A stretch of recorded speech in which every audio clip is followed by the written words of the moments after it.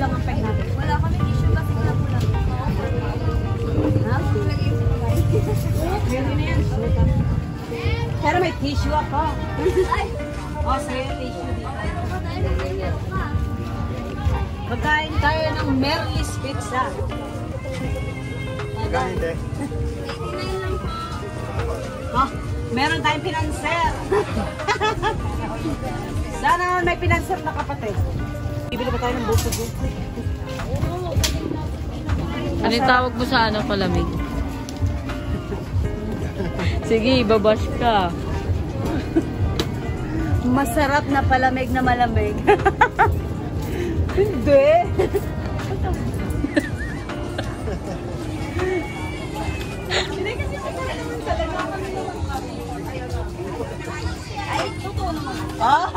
Kahit si ate umuo, di ba? Oh. Ay, ganyan lang baka wag mo na yan. Ang mga tama sa basher niya natin. Ano? Kasi masabi talaga malinis yun na. Oo naman. Ano tayo? Hindi mo lang ikita mo Anong meron ka dyan ate? Bukod sa ano? Kahat mo siya. Bukod sa lahat. Bukod sa? Bukod sa kainitan ng oven mo. Ang sexy hal. Bukod sa kahatan ni ate, may kainitan daw. Pero masarap naman yan, te. Ay, syempre, legit. Legit daw na masarap. Tikman natin. Malakas yung pagka... Sana. Legit ba? Legit. Legit ba, legit? Yung gusto mo kasi shot pero balik na. Okay lang yan, P. Ano, ramdam kita. So ano, masarap ba talaga to? Babalik-balikan ko to? Ay, oo, try mo ha. Sabi ko. Parang yung asawa mo, babalik-balikan mo. Ay, di ka lang, hanap mo na ako. Wala pa ba? Single daw si ate, baka Masyado naman. akong nag-pressure eh. Bakit eh? Ano, hindi, bakit may pag-ganyan ka? Ay, paano? Mamaya sa pag nag-break o trip na naman. Ay, nilalagyan ko ng pan, ng slicer. Slide. Kasi wala kami dito sa kasal, diba? Hirap na... Okay. Wala kang tissue. Walang tissue na... Gusto mo tissue? Ay, dapat na lang, te! Okay.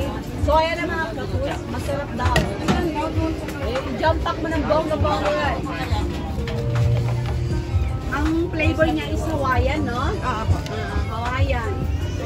Pak, sino ka, John? Hindi ko lang itali ito, Hindi na po. Dalawang hot sushi like. Please. Thank you. Oh, eto na ang ating pizza na maganda. Hot. Mas hot pa kay ate. Thank you. Thank you, ate. So, kuha na tayo ng masarap na inumin. Ako, Diyos ha. Hindi naman masyadong madumi. Tain naman tayo sa kadumihan.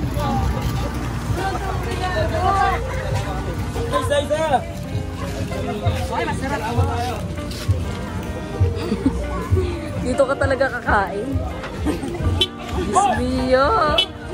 Para tayo nasa India. Melis Mekos.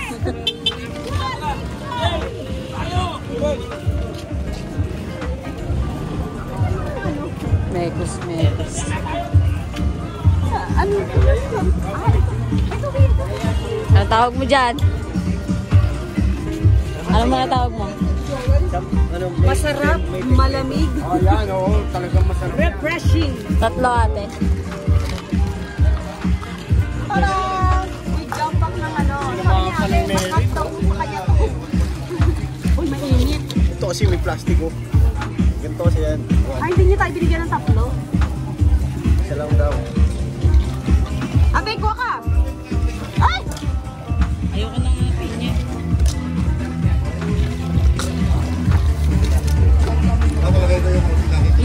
Babe!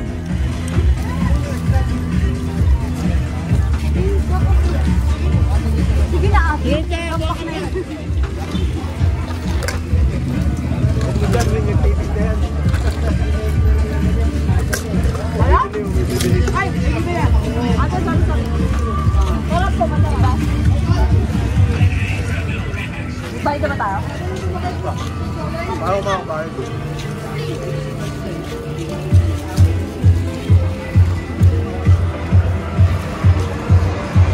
One of the best experience.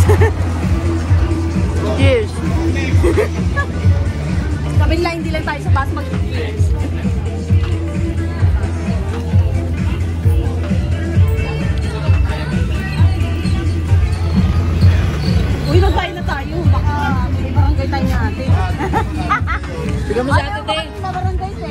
Te, bigyan mo siya. Bigyan mo siya. Ano? Sige na po, sige na po. Thank you po. Si ate, feeling ko galing ko sa ano. Kaya magkano ba nakuha? Ako dapat lang.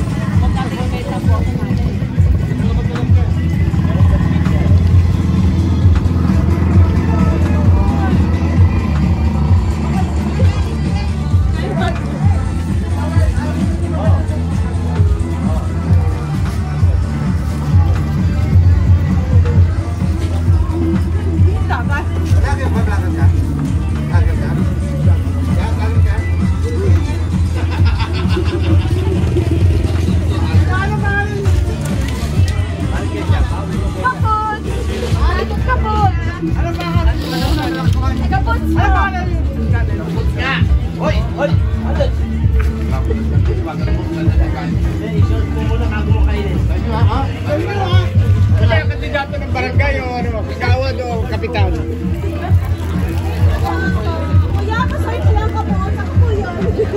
Daddy, ayoko ng may pinya.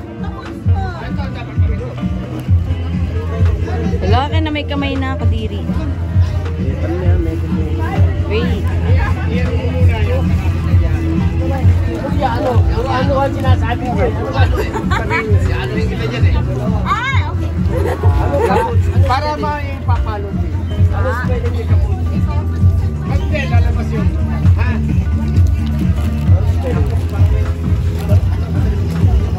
Okay. Sabi daw, thank you po.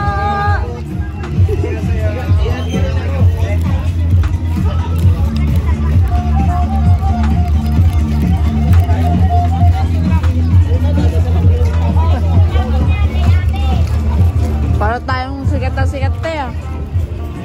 Oh, may tawa.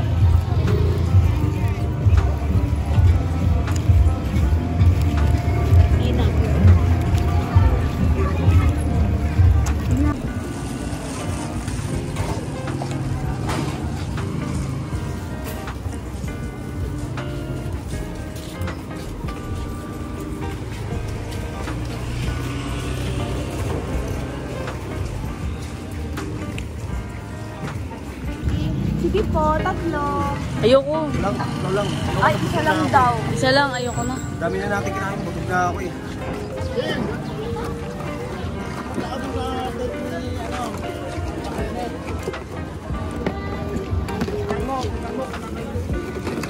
Ano? Dita pa mo.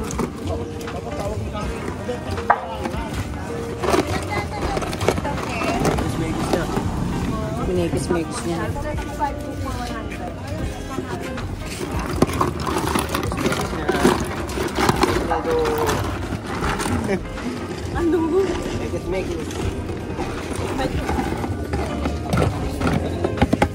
Diyan o, yung nag-vlog na yung dyan o. Oo. Megis na yan.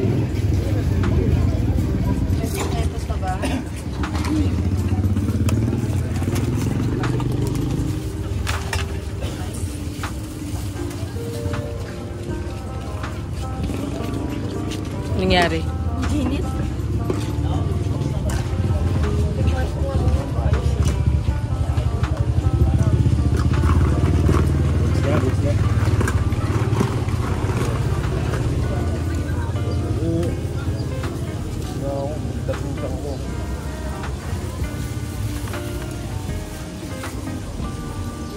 It's more fun in the Philippines. Kung meron sa India, no? Yung binibilihan natin o, purong pakwan talaga. Pag ininom mo, lasa yung pakwan, sarap eh. Ano to, parang ano to, 3-in-1 eh, no? May apple, may pakwan. Hindi ko pa nga nailagay ni Oh, hindi pa nga nalalagay ni ate yung grapes. So, saan ka pa? Wala pa pala yung siguro. Jump pack, 30 pesos. Healthy. Oh. 4 season daw, kaya lang 3 season pa lang kasi wala pa yung grapes. Pero shoot, hindi ka na lugi, 30 pesos.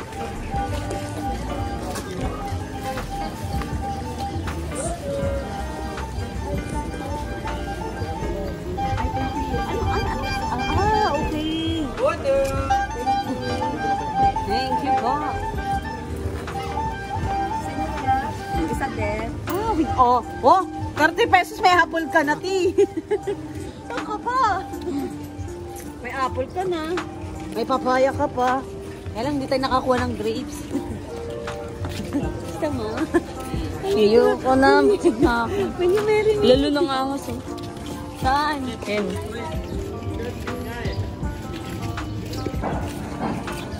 Wala akong ginawa kundi kumain.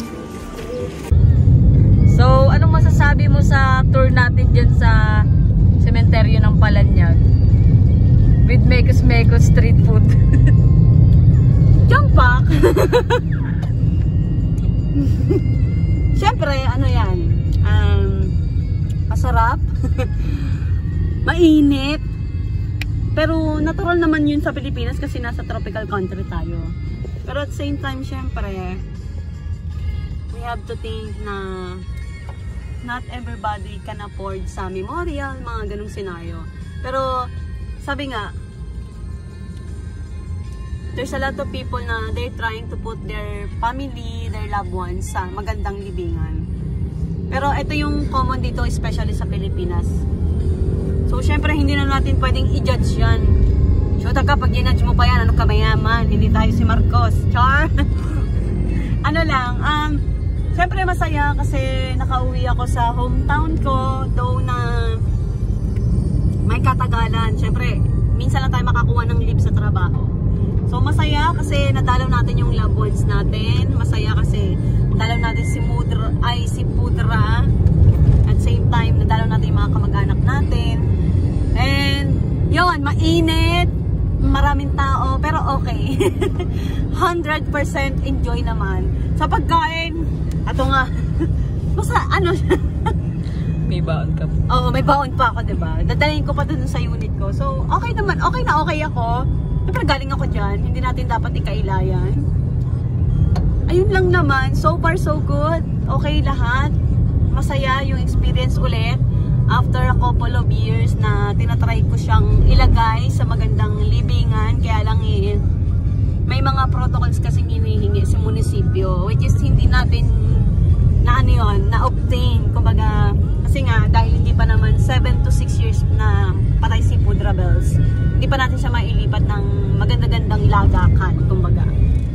Pero so far, bago tayo lumabas ng Pilipinas, sana hopefully next year, mailipat natin siya bago ako umalis. Yun lang naman. I just want to make sure na everything will just, sa plan. Siguro, in God will. Yun lang.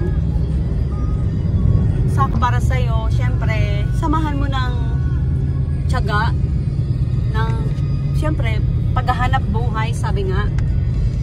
At same time, manalig tayo. Kaya kasi, ibibigay naman sa atin yan ng Panginoon kung para sa atin. So, tinry naman natin lahat na magagawa natin para mailipat si Papa. Pero, wala, hindi tayo napagbigyan dahil nga, may mga protocol silang hinihingi. Though na, syempre, na yun, given na kailangan nating magbayad, mga ganon.